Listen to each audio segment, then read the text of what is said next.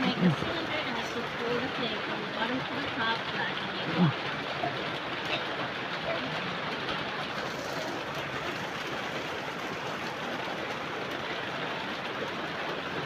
My hand should be the one controlling the clay, not the clay controlling my hands to keep the shape for it not to collapse.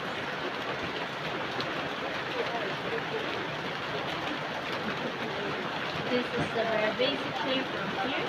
You can make a jar, a bowl, or different shapes. Right now, there's more pressure from my inside hand. So taking out to widen. Here in the middle of pressure.